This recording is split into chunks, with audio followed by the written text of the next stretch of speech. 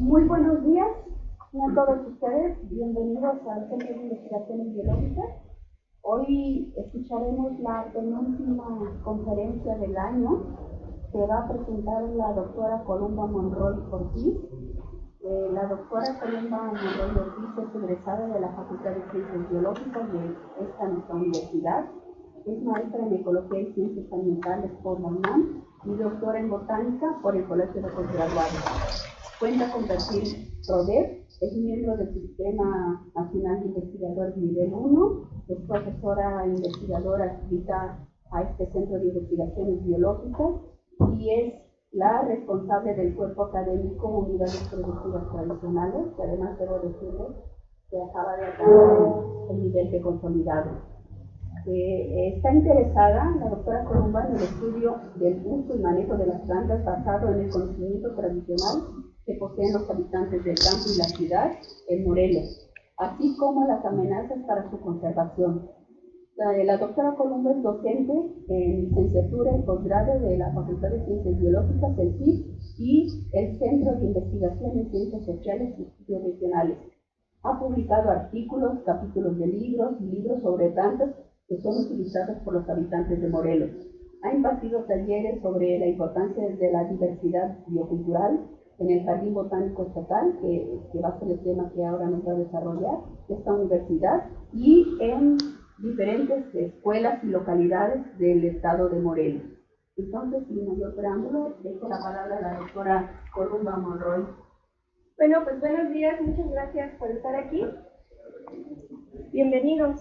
Esta mañana pues vamos a platicar de lo que hemos estado haciendo en el Jardín Botánico después, sobre todo después de la pandemia, ¿no? Ese periodo de tiempo. Porque pues el Jardín Botánico en sí pues, fue fundado en 1979, entonces pues tiene una historia bastante larga. ¿Sí? Entonces, bueno, este trabajo, además de los compañeros, alumnos, colaboradores y su servidora que trabajamos acá en el CIP, también ha sido posible con la colaboración de diferentes profesores. Con la maestra Atencia Colín y el doctor Rafael Monroy, el maestro Gabriel Flores y el doctor Mario Luna Cavazos. Cada uno en el área de su especialidad han colaborado en el desarrollo de los proyectos que les voy a presentar, ¿no? Por ejemplo, con el doctor Mario Luna del Colegio Postgraduados, él trabaja botánica, ecología, pero digamos su especialidad es el análisis multivariable. Con el maestro Gabriel Flores, pues es el curador del herbario, entonces bueno, pues es parte fundamental, ¿no? Con el doctor Rafael Monroy Ortiz y el maestro Rodrigo Flores Rosengui, trabajamos la parte territorial, la parte urbana, la influencia de la ciudad en los recursos naturales y bueno, toda la parte de cartografía. Vamos a ubicarnos primero en el contexto, ¿no? Aunque a veces se habla de sistemas conservados, ecosistemas conservados, pues realmente no existen como tales, ¿no? O sea, la influencia que tiene la sociedad en el planeta pues es demasiada, ¿no? Entonces, vamos a seguir adelante. Pero ¿por qué esta transformación? Pues, de manera natural los ecosistemas cambian, ¿sí? Pero en el caso de lo que está sucediendo, pues la gran influencia pues, se debe fundamentalmente al capitalismo, ¿no? ¿Sí? El capitalismo incluye todo, desde lo que estudiamos a nivel en la ciencia, cómo se solucionan los problemas, ¿no? También se manipula la información, se implantan valores, ¿sí? Para justificar lo injustificable, ¿no? Como es el exterminio del pueblo palestino en Gaza, como es el acoso a Venezuela, ¿no? A Colombia y a México. O sea, eso es justificable perfectamente en el capitalismo, ¿no? Además, se homogeniza la forma de pensar y de actuar. Todo lo que forma parte de nuestra diversidad cultural, que es parte de nuestro patrimonio, se descalifica, se pasa por algo como si no existiera, ¿no? ¿Sí? Y en términos ambientales, el ambiente se posee, se controla y se manipula. O sea, un bosque es algo que puedo, nada más que veo por encima de 60 años, ¿no? Y en ese sentido, pues, los bosques no importa dónde estén, son destruidos. ¿sí? Si es en las costas, pues se construyen grandes desarrollos turísticos con hoteles 5, 6 mil estrellas, ¿no? Eliminando el manglar y después vienen los huracanes y entonces pagamos las consecuencias. Bueno, vamos a comentar brevemente sobre esos impactos un poco más detallados. Miren, los recursos naturales son sobreexplotados. Este es un ejemplo. La huella del agua es la cantidad del agua que se utiliza para producir todo lo que necesitamos para vivir. ¿Sí? Entonces, normalmente nos dicen, no, pues es que somos muchos. ¿Sí? Como somos muchos mexicanos, pues estamos describiendo. Momento. Además de eso, depende cómo producimos y cómo consumimos. En este caso vemos cómo estamos afectando al planeta. Entonces, el promedio mundial son 1.240 metros cúbicos de agua al año por persona. El impacto de un chino son 700 metros cúbicos. China es uno de los países con mayor número de habitantes. Uno pensaría pues que su impacto pues, es mayúsculo.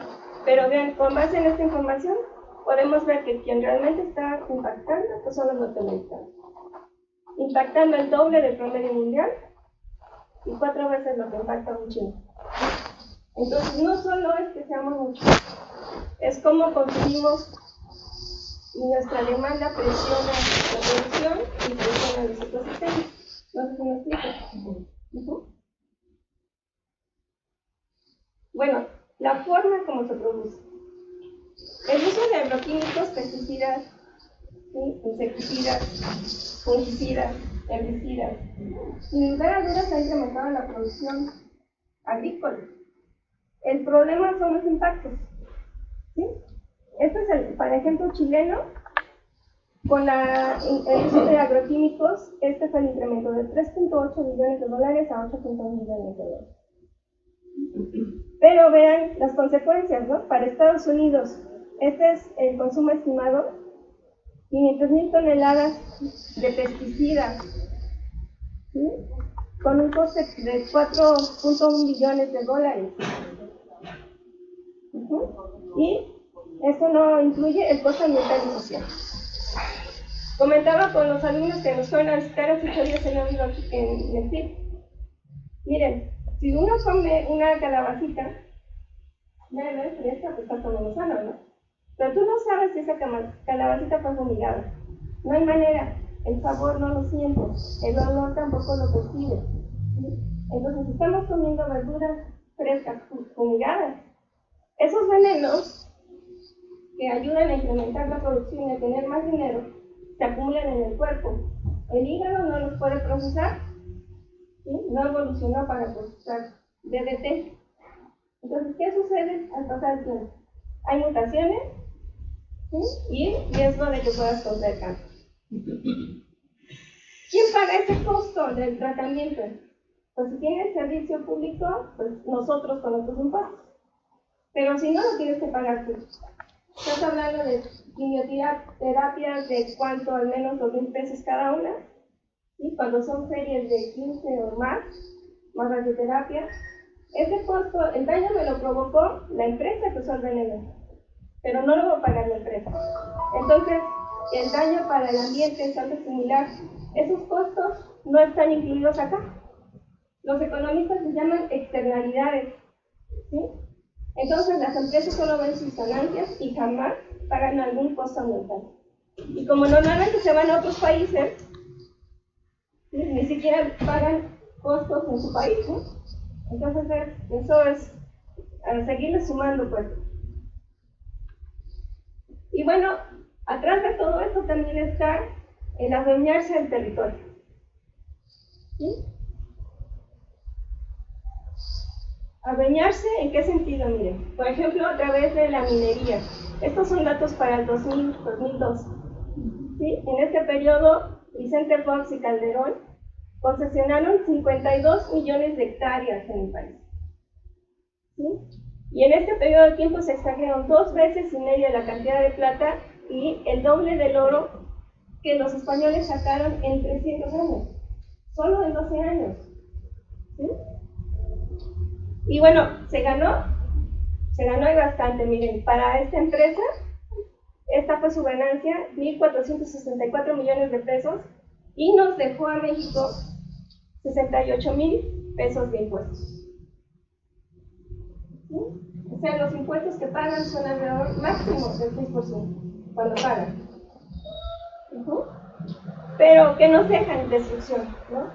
Para obtener 31 gramos de oro se producen 80 toneladas de roca molida, ¿no? Y, por ejemplo, para esta mina se emplean 95 millones de litros de agua al día. Entonces, bueno, se adueñan de nuestro territorio, se llevan nuestra riqueza, explotan a los trabajadores y destruyen el ambiente y nos dejan los daños ambientales, los daños a la salud.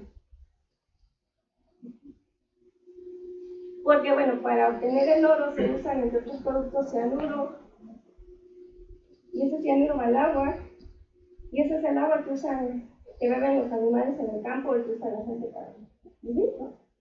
Entonces, bueno,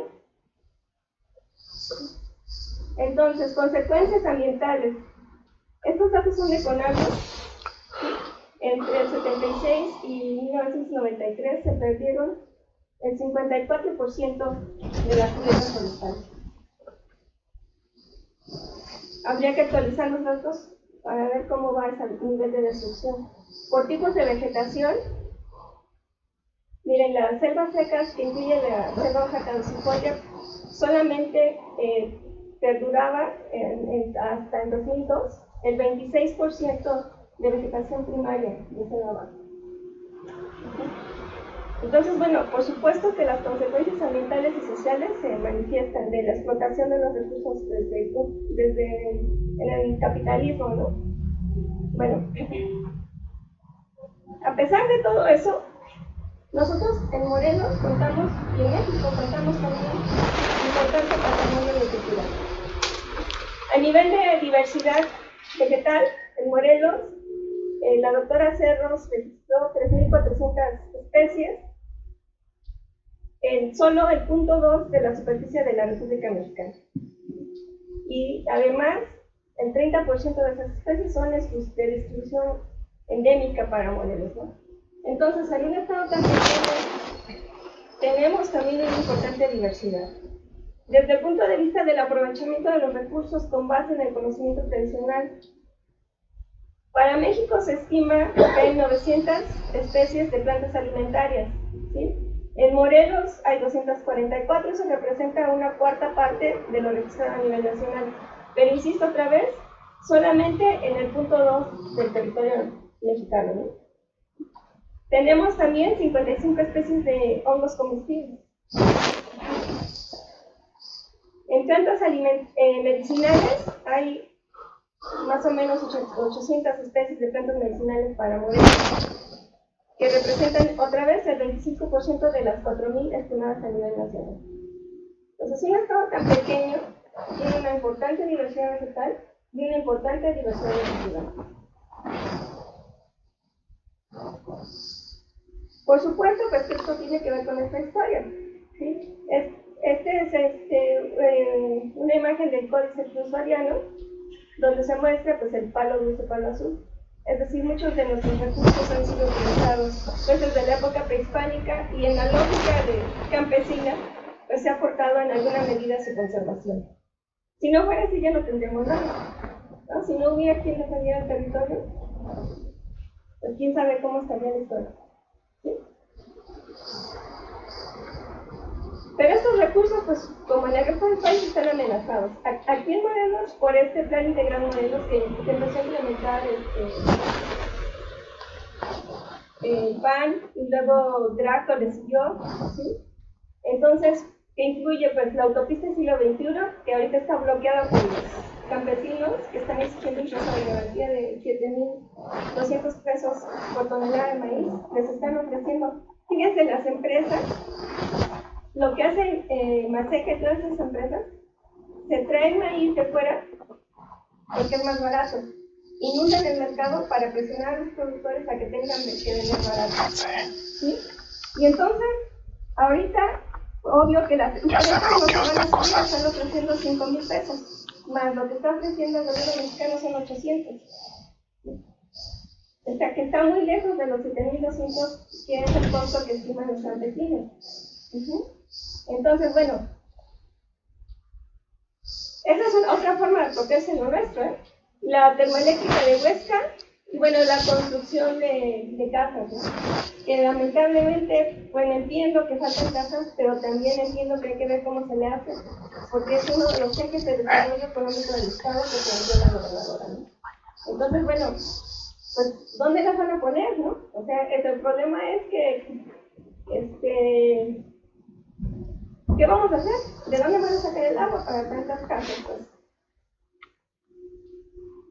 Y, bueno, un problema fundamental es el crecimiento urbano. ¿Sí?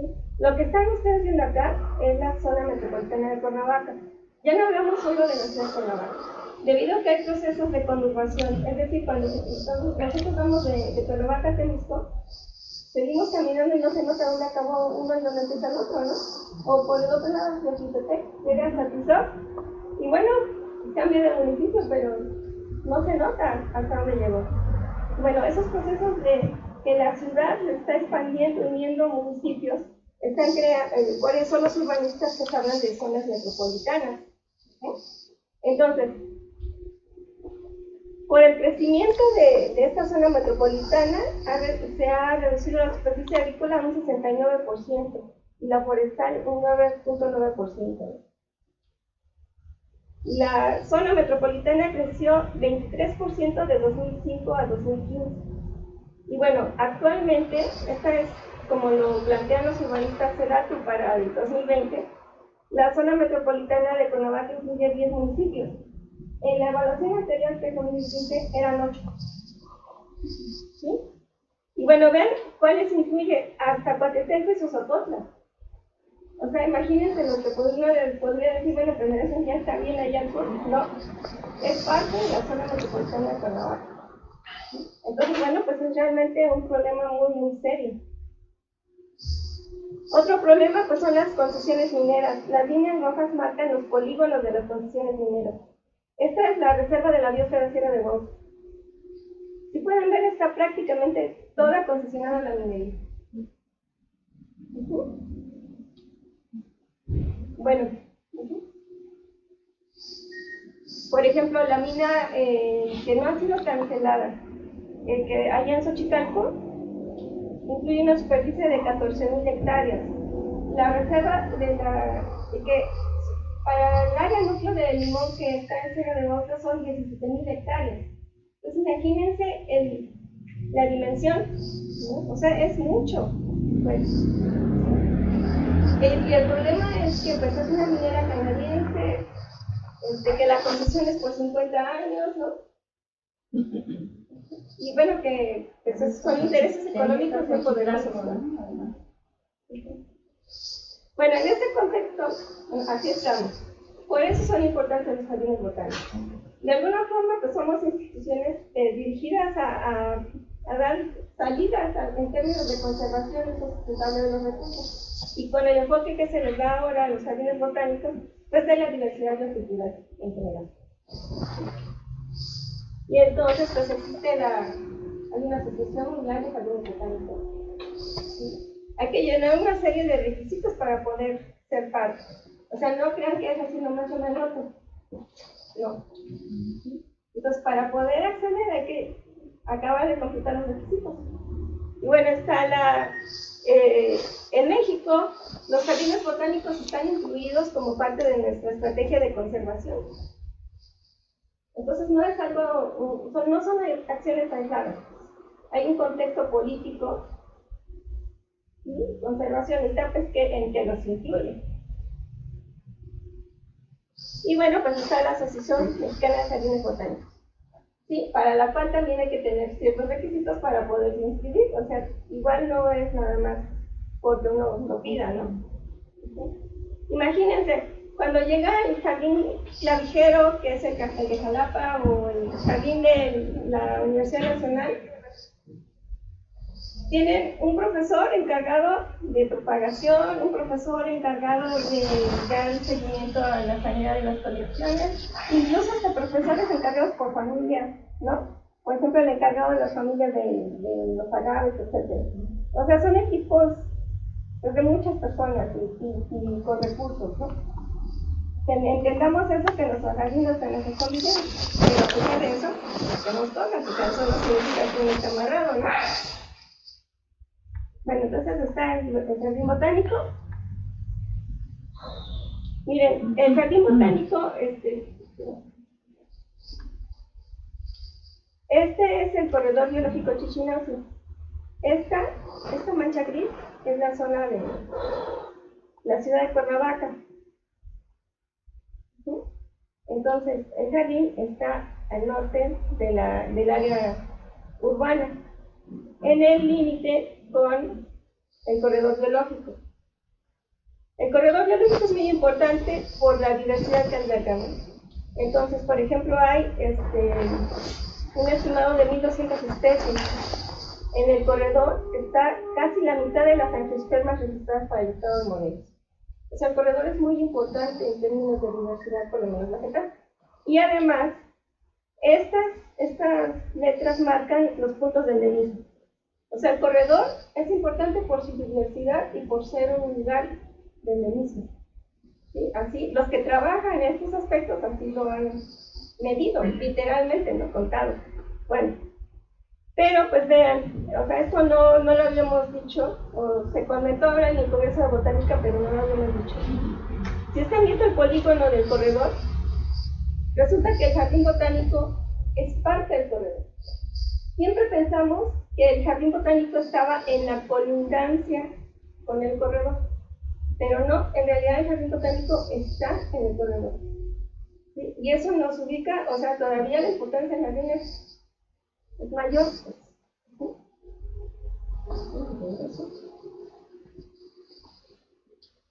Y bueno, también les quería comentar que la contradicción, ¿no?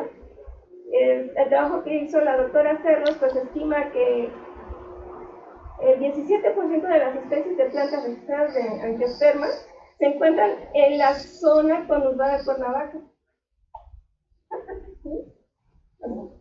Es decir, el jardín entonces es importante por su relación biológica pues, con el corredor, y es importante porque es parte del área donde se alberga una importante proporción de las especies para el estado, ¿no?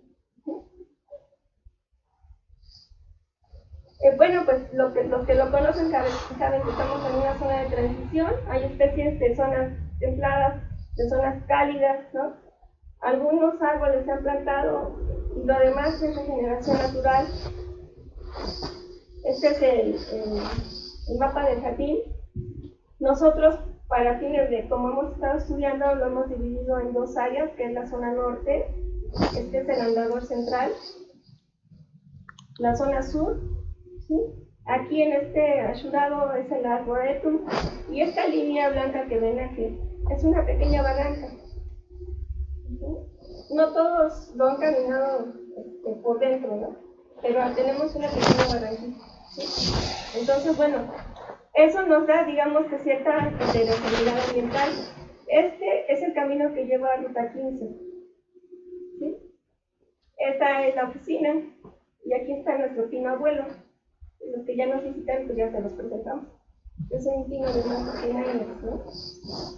Ya existían, hubo árboles pues, que ya existían cuando el jardín se fundó en un periodo de agricultura de temporada. Bueno, ese es el esquema y se los enseño porque ahora seguimos para abordar qué hemos estado trabajando, ¿no? Hemos estado trabajando composición. Los primeros registros de especies para el jardín son de 1985 y había en esos registros 50 especies, entre todas las formas de vida de plantas.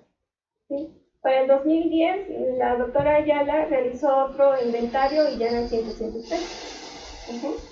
Nosotros hemos estado trabajando primero por partes, y solo para árboles. En la zona norte encontramos 28 especies de árboles. y en la zona sur 31 especies de árboles, con una importante proporción de especies nativas, más allá del 80 o 90%. Es decir, si hay especies introducidas, pero son muy poquitas. Por ejemplo, hay algunas jacarandas, hay nísperos, ¿sí? Pero la mayor parte de las especies pues, son realmente nativas. Y hasta tenemos especies endémicas, ahorita vamos a ver algunas. Por ejemplo, estos son especies que son nuevos registros para el estado florístico. ¿Sí? Y estas son 5 especies endémicas de árboles que encontramos en la zona sur.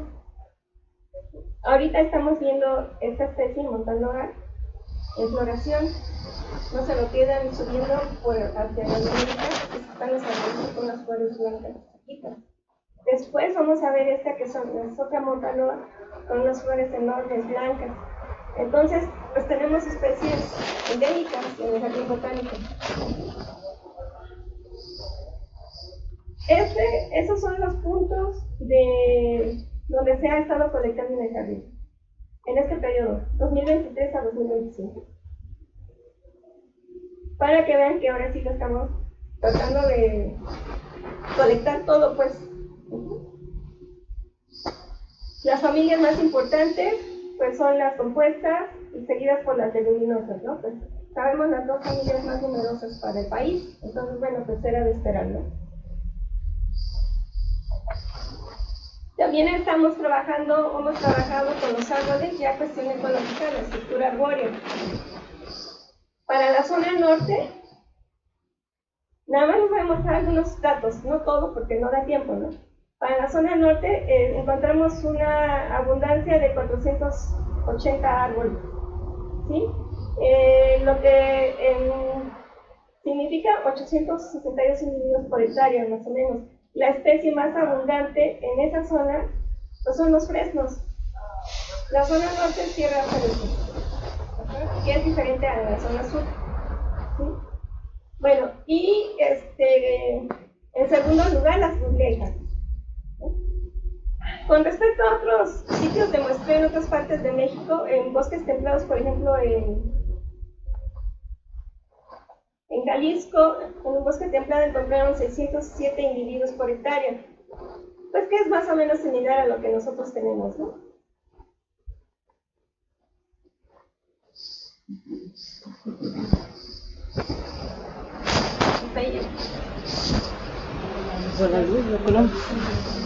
Sí. Bueno, entonces, en abundancia, lo que seguía que les iba a enseñar es, estamos ya en posibilidades de decirles dónde tenemos más árboles, ¿sí? Entonces, por ejemplo, para la zona norte, donde tenemos menos árboles es la zona que conecta hacia Ruta 15. Y bueno, es obvio, los que conocen el jardín saben que esa parte ha sido cortada y cortada y cortada por los chapos, entonces pues ahí casi no hay árboles, ¿no? Entonces, y tenemos los puntos donde hay más árboles. Otro componente de la caracterización estructural de la vegetación tiene que ver con el diámetro de los árboles, el área que están ocupando los árboles. Eso se llama dominancia.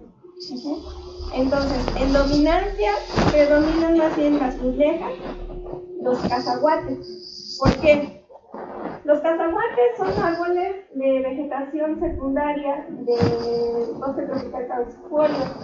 Entonces, esos cazaguates que hay para esa zona son más bien árboles grandes. Digamos que son relicto de lo que había cuando el jardín fue fundado. Y en algún momento, pues esos cazaguates, al ser vegetación secundaria, pues ya no van a estar, ¿no? Entonces hay que ir pensando, pues, ¿qué vamos a hacer? ¿No? Porque además, hacia otra parte, los fresnos están creciendo, reproduciéndose, y lo que ustedes encuentran por todos lados son pequeños arbolitos de fresno, ¿no? Entonces, en esa zona, si no tenemos cuidado, pues el jardín se va a volver puro fresno, ¿no? Entonces, bueno, eso nos está ayudando pues ya a pensar en el manejo. Entonces, sobre ya tomando otro punto, las frecuencias. Las frecuencias es en cuántos ciclos de mercurio aparecen en las especies. Pues bien, ese es el valor que influye más en la importancia ecológica de los árboles que vienen, aparte de los mensajes, la frecuencia. Eso significa pues, que están prácticamente distribuidos en toda la zona norte. Entonces, ya para dominancias, pues les decía, quien tiene la mayor valor de importancia ecológica en la zona norte, pues son los peces, ¿no? Las burlejas y los cacahuates. En la zona sur, lo que sucedió fue que habíamos planteado originalmente una hipótesis sobre cómo estaría la composición. Y lo que sucedió pues, es que nos cambió la tirada, lo que encontramos en campo, ¿no? Y entonces sí se distingue muy bien la composición de la parte de la barranca, la composición del arboretum, la composición de la parte que está más cerca del centro del jardín, hacia el pino, los que ya fueron hacia el sur, ahí hay un pino, eso es un tipo de composición, y más alejado es otro tipo de composición. Entonces, bueno, indudablemente que está influyendo el tránsito de las personas y las prácticas que se hacen por parte de mantenimiento para mantener limpio el lugar, ¿no? Afortunadamente ahora comentamos con ellos que nos han dado permiso y no han ido. Entonces, si gustan ir, darse su vuelta porque está ahorita lleno de flores el jardín, ¿sí? Además, como hay muchas salvias, pues como hicimos las cosas, tenemos muchas salvias, entonces está lleno de insectos. Hay muchas abejitas ahí volando para que vean nuestros jardines polinizadores naturales. Bueno, esa es la parte de ecología. Después empezamos a trabajar fenología. Es otro aspecto ecológico. Los organismos tenemos ciclos, ¿no? Entonces, bueno, pues lo que hicimos es empezar a monitorear esos ciclos en aspectos fenológicos, particularmente las flores. Miren, hace 2-3 años que fue el periodo tremendo de sequía y las plantas también respondieron, ¿sí? No se puede comparar el nivel de floración que tenemos ahorita con el que tuvimos entonces, pero es una cadena. Se altera el periodo de floración y eso repercute en todos los organismos, animalitos que andan ahí, pero que andan en plantas. Y eso va a repercutir en nosotros también. Se están alterando los ciclos naturales y nosotros ya lo estamos viviendo, o sea, no es que sea algo psicológico, ¿no? Sí existe el cambio climático y sí están transformando los patrones, los ciclos de los organismos. Y ahí la importancia de vigilar y monitorear la fenología. Empezamos con algunas especies herbáceas, arbóreas, después nos fuimos con tres especies herbáceas, ¿sí? Una salvia, porque salvia es el género más inmenso, o sea, era importante tomar una salvia, tomamos una leguminosa, un desmodium, y tomamos una crucea. Todas tienen importancia culturalmente, pero también pues, ecológica, biológicamente, ¿no? Lo que encontramos, pues lo que ya saben los que son observadores, ¿no?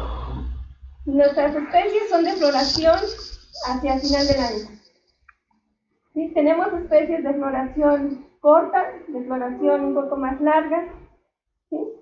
Eso significa que la floración aquí responde a que los periodos de luz, el fotoperiodo, va disminuyendo.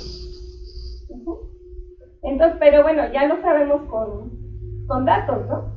Con datos para algunas especies. ¿Sí? Ahora, dando el siguiente paso, hemos estado generando un índice para calcular el potencial ornamental de las especies.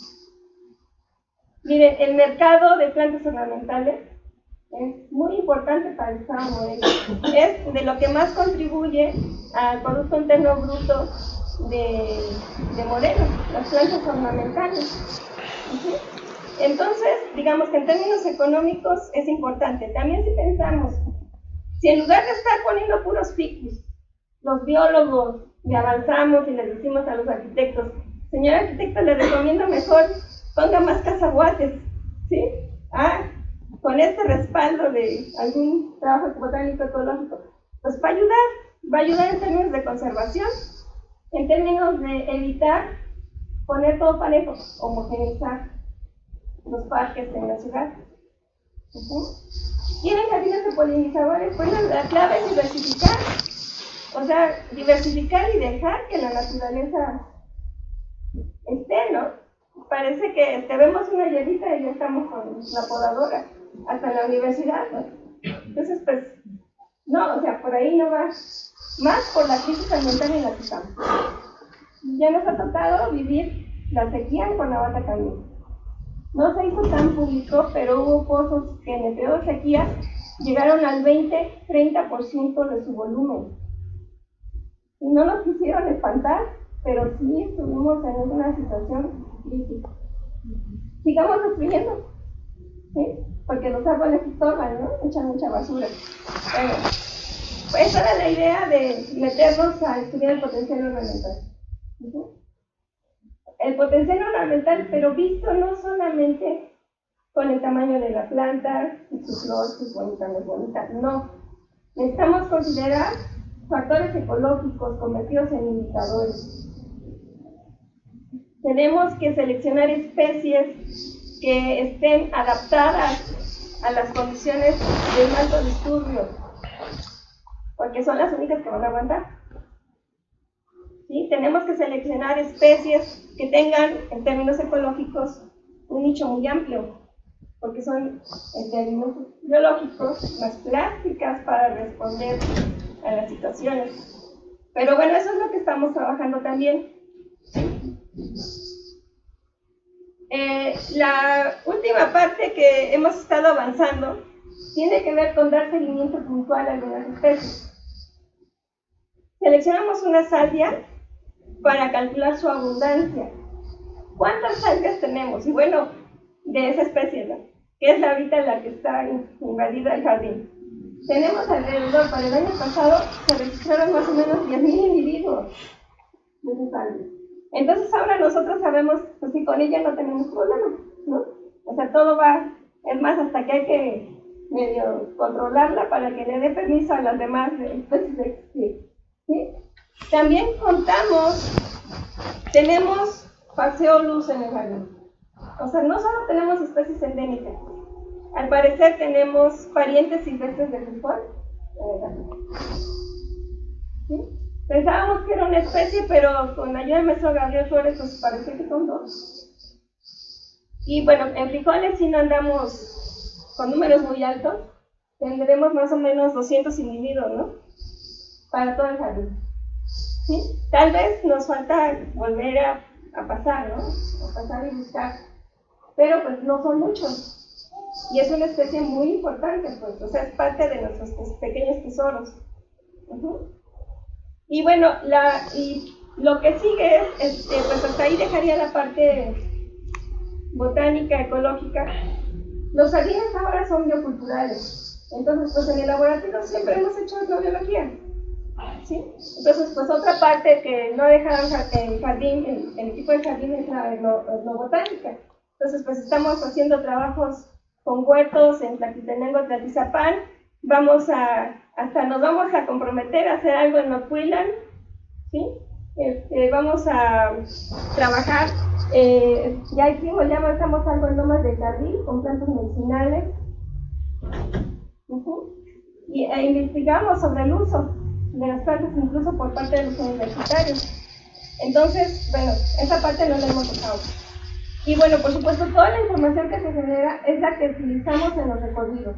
Los que ya han ido con nosotros, los que ya tomaron clases conmigo saben que los llevamos al jardín y pues ahí les explicamos. Esa información también la usamos cuando nos invitan a las ferias científicas o cuando nosotros mismos organizamos ferias científicas, ¿sí? Entonces, pues esa es una parte de lo que también hace el jardín. Y bueno, y algo que tampoco dejamos desde que mi papá vivía, él era el que andaba de vinculación con los movimientos sociales. Ahora pues nos toca a nosotros, ¿no? Con la maestra Hortensia, con mi hermano, seguimos conectados, ¿no?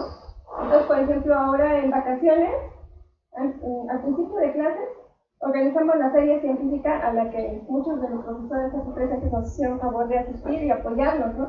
En Yautepec, ¿sí? Entonces, bueno, en colaboración con la diócesis de Cuernavaca. O sea, no fue un evento aislado. Fue solicitado por... ¿sí? Bueno, entonces también hacemos divulgación. Y el jardín sirve de espacio de docencia para nosotros y para los profesores que gusten asistir. ¿Sí? Los profesores, los micólogos generalmente asisten, los maestros de ecología como la maestra Colín, han estado siguiendo los maestros de universidad, ¿sí? Y ahí se han impartido diferentes talleres. O sea, realmente siempre nos están visitando. La China también ha ido, ¿no?, con sus alumnos a fotografiar ahí plantitas. Entonces, bueno, afortunadamente el jardín está pues vivo, ¿no? Vivo y sobreviviente. Y ahora viene la parte difícil, nuestros retos para que el jardín subsista. Miren, derivado de la tremenda crisis económica que vive la universidad, pues no hay contratación de personal. Entonces, bueno, ¿y con qué manos se va a hacer lo que hay que hacer en el jardín? Digo, son 4 hectáreas. Entonces, pues se requiere tiempo. Pero somos profesores multiusos, multifunciones, ¿sí? Igual damos clases, que mandamos informes y bueno, hacemos de todo, ¿no? Entonces, pues, y barremos y trapeamos y vamos y limpiamos en algún botánico también. O sea, eso no quita, ¿no? Entonces, bueno, ese es un tremendo reto. La falta de personal. Contratado. ¿Sí? Contratado por la universidad. Luego, otro tremendo reto. Colindamos con el área urbana, ¿no? Las casas. Y creen que somos su basurero. ¿Sí? O también los alumnos que van y lo toman de día de campo, de día de almorzar y dejan su basura. O se van a chalear y dejan sus botellas. Bueno, a ver cómo les decimos, por favor, llévate tu basurita, ¿no? Mira, no dejes la botella porque vas a ocasionar un incendio. Bueno, pues íbamos a hacer una campaña de letreros y yo creo que sí la vamos a promover para el siguiente temporada. Otro reto. Incluso alumnos de biología se llevan nuestras orquídeas. Normalmente nosotros no le mostramos a nadie que hay, ni le decimos a nadie que hay orquídeas. ¿Sí? Tenemos alrededor de 5 especies de orquídeas. Y aún así se las roban. ¿Sí? Y lo peor de todo es que el compañerito de biología está diciendo que es para conservar a las especies.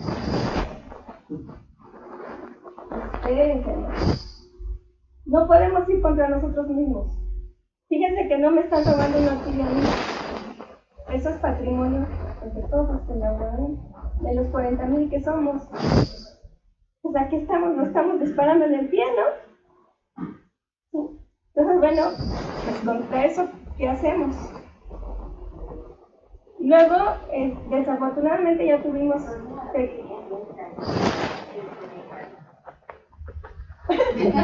tuvimos un pequeño incendio donde está todo en la parte del pino. Es uno de los bosquecitos de pino. Entonces, bueno, sí, también ya empezó a ser problema. Ya habíamos corrido con suerte y no, pero ahora sí. Entonces, pues ese es un riesgo latente. Bueno, ¿qué hemos hecho nosotros? Bueno, pues seguimos, ¿no?, difundiendo la importancia del jardín. Y nosotros mismos, pues con la ayuda de algunos compañeros técnicos y profesores, pues hemos limpiado el jardín. Pero fíjense, qué mala onda. Juntamos toda la leña porque estábamos súper espantados por los incendios en esta temporada. La montonamos, ¿no? Hicimos el oficio, por favor, vengan a traer. Y se llevaron 2, 3 montones y nos dejaron los demás. Por favor. Luego, allá en el circuito, si ven, hay un pedacerío de línea tirado en el circuito casi sin letrero. Se cayó un árbol enfrente. Uno grandote, no sé si se dieron cuenta, una versión enfrente de la biblioteca. De la madre y dejaron eso. No se lo han llevado. Y bueno, afortunadamente ya negociamos y no se han metido los chapos a limpiar, ¿no? Pero bueno, ese era otro problema porque les decíamos, ahí no, por favor, ahí no pueden entrar y cortar a ras del suelo, por favor, no. ¿Sí?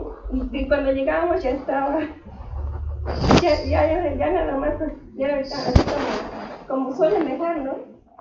Bien limpiecito. Pero es un jardín botánico. O sea, no es lo mismo aquí el jardín que allá. Allá pues el objetivo es la conservación. ¿Sí? Entonces, bueno, pero ya negociamos y no han ido y eso está muy bueno. Estamos contentos por eso. Aunque nos implica a nosotros tener que ir a hacer el mantenimiento, ¿no? Porque necesitamos jardineros, pero que usen el machete. ¿Sí?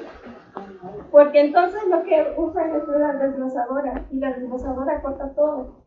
Pero allá no se puede hacer jardinería así. Necesitamos que vayan cuidando que cortan. Pero bueno, otra vez también el mantenimiento de la persona, además de los bajos salarios que tienen. ¿Sí? Entonces, bueno, son problemas estructurales económicos muy graves que repercuten en lo que pasa en los años. Pero bueno, ahí estamos, ¿no?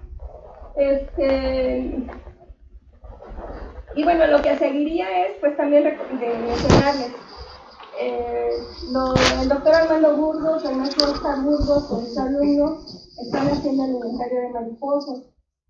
En un primer estimado, en su primera etapa de muestreo, encontraron más o menos 60 especies de mariposas en el jardín botánico. Nada más y una. ¿Sí? Entonces, me parece que es importante.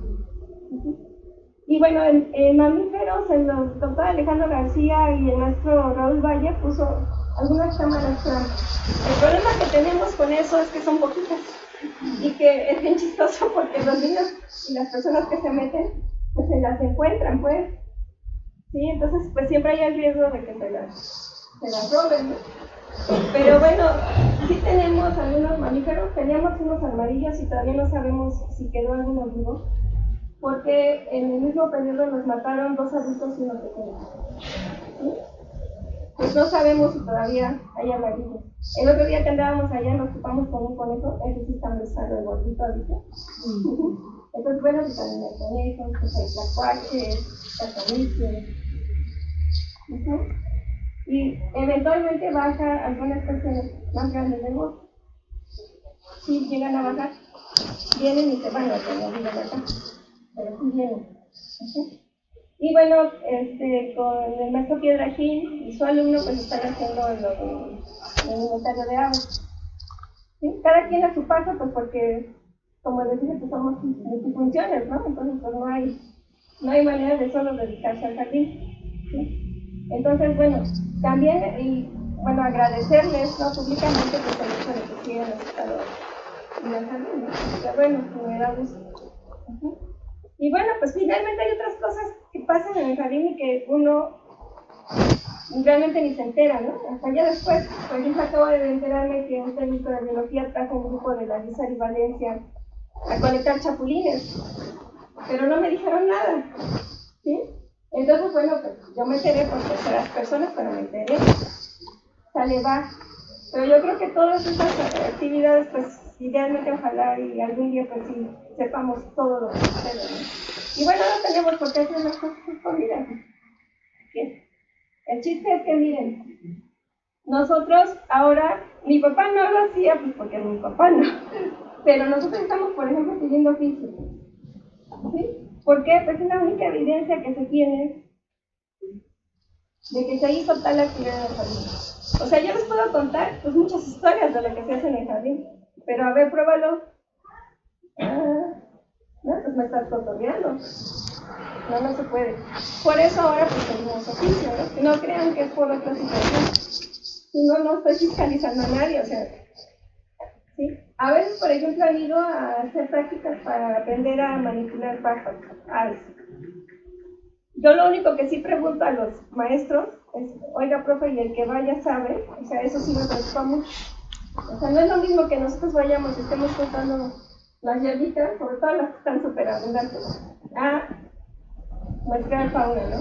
Eso sí ya es otro asunto, ¿sí? Entonces, ahí sí soy un poquito más quisquillosa, ¿no? Pero fuera de eso, pues no hay, en general no hay problema, ¿no? Por ir al jardín. Y bueno, consideren también, que se nos pasó el tiempo, la problemática de la seguridad. Saben que no tenemos barda con ruta 15. Entonces, bueno, pues ahí les paso de de todo el mundo. Ustedes saben, porque es secreto a voces, que se van a fumar allá, no necesariamente cigarros, ¿sí? Que también son encontrados semillas. ¿Sí? Entonces, pues, por eso, pues, yo siempre recomiendo, no se metan solos. ¿Sí? ¿Quieren ir? Vamos, ¿no? O quédense ahí en la visita. ¿Por qué? Porque después va a ser un problema para el chico, si algo le sucede. ¿Verdad? O sea, no estamos pensando que algo vaya a suceder, pero pues sí es peligroso, pues. No es ese es otro problema de jardín, ¿no? Y bueno, pues a lo mejor finalmente pues agradecer, ¿no? Porque con el trabajo de colaboradores y alumnos pues es que se ha podido ir construyendo lo que ya llevamos en trabajo, ¿no? Ahora pues nos resta, y bueno, estamos todos contra el reloj, sacando las tesis, ¿no? Para ya tener la información y buscando otras vías de darla a conocer públicamente. Una buena parte de esto en detalle se fijar, no les dije, pero sí les dije, ¿no? Que en el último inventario eran como 117 especies y ahora ya son más de 300. Imagínense, en 4 hectáreas, en medio de la ciudad. Eso es un verdadero privilegio, ¿no? Si como institución no se valora eso,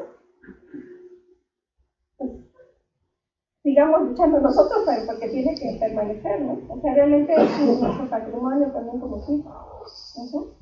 Entonces, bueno, pues hasta aquí le dejo, y pues gracias a mis alumnos, a mis colaboradores, gracias a los profes que nos están colaborando con nosotros, ¿no? Y bueno, pues siempre están invitados a que intentemos hacer algo en el jardín. Gracias. Gracias, doctora.